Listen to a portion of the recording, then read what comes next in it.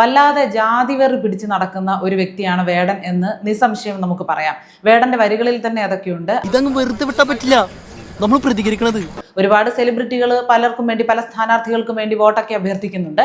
അതിന് അതിൻ്റെതായിട്ടുള്ള ഒരു രീതി കാണും. പക്ഷെ കൃത്യമായിട്ട് ജാതി പറഞ്ഞുകൊണ്ട്, അല്ലെങ്കിൽ പണിയ സമുദായത്തിൽപ്പെട്ട ഒരാൾ ആദ്യമായിട്ടാണ് ചരിത്രത്തിൽ ആദ്യമായിട്ട് സ്ഥാനാർത്ഥിയായിട്ട് വരുന്നത്, അതുകൊണ്ട് അവർക്ക് വോട്ട് ചെയ്യണം എന്ന് പറഞ്ഞുകൊണ്ട് ഈ വേടൻ ഒരു വീഡിയോ പോസ്റ്റ് ചെയ്തിരിക്കുന്നത് കണ്ടു.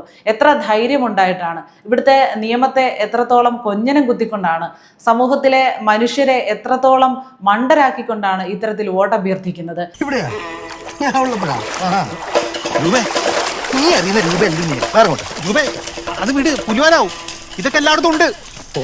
കുറെ ആളുകൾ തോളിലേറ്റ് നടക്കാനുണ്ട് എന്ന് കരുതി നീ പറയുന്നതെല്ലാം യാഥാർത്ഥ്യങ്ങളാണെന്നാണോ നീ വിചാരിക്കുന്നത്? അല്ലെങ്കിൽ നീ പറയുന്നത് മാത്രമാണ് സത്യം, ശക്തമായ സത്യം എന്നാണോ നീ കരുതുന്നത്?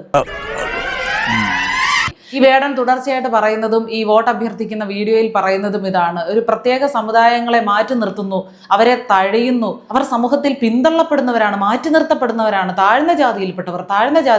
ആരാണ് താഴ്ന്ന ജാതിയിൽപ്പെട്ടവർ? താഴ്ന്ന ജാതിയിൽപ്പെട്ടവർ എന്ന് നിങ്ങൾ വിശേഷിപ്പിക്കുന്ന ആളുകളെ ഏത് രീതിയിലാണ് മാറ്റി നിർത്തുന്നത്? ഒരു സർക്കാർ ജോലിക്ക് പോലും ആർക്കാണ് ഇവിടെ മുൻഗണന? ഏതൊരു വിഷയത്തിലാണെങ്കിലും ആർക്കാണ് ഇവിടെ ഏറ്റവും മുന്തിയ പരിഗണന കൊടുക്കുന്നത്? നായർക്കും നമ്പൂതിരിക്കും ഒക്കെയാണോ കൊടുക്കുന്നത്?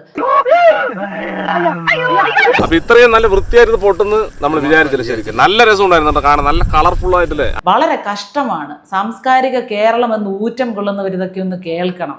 എന്റെ ഓരോരുത്തന്മാര് കളിയാക്കുമ്പോ കാക്ക ഷോക്കടിച്ച പോലത്തെ ഒരു വിഗും ചാക്കവള്ളി ഫെവിക്കോളിൽ മുക്കിയിട്ട് ഇങ്ങനെ ഒട്ടിച്ചു വെച്ച പോലത്തെ താടിയും, എന്റെ ദൈവമേ, നാണക്കേടാണ്.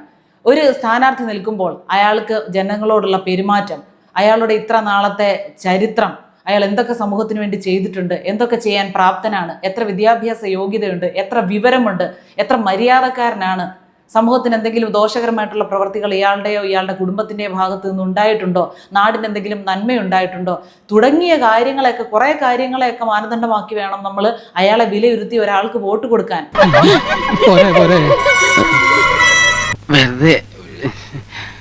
പാർട്ടി പോലുമല്ല നോക്കേണ്ടത്, സമുദായമല്ല നോക്കേണ്ടത്, പണക്കാരനാണോ എന്നല്ല നോക്കേണ്ടത്. ഏതായാലും ഇതൊരു നല്ല അനുഭവമല്ലേ.